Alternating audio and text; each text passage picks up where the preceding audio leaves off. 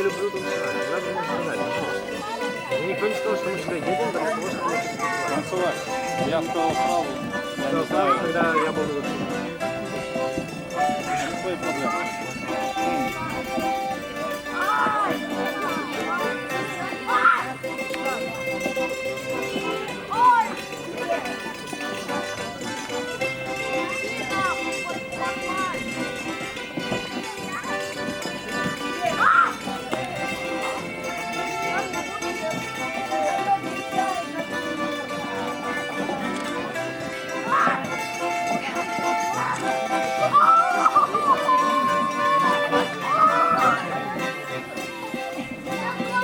Когда будет разговор начать?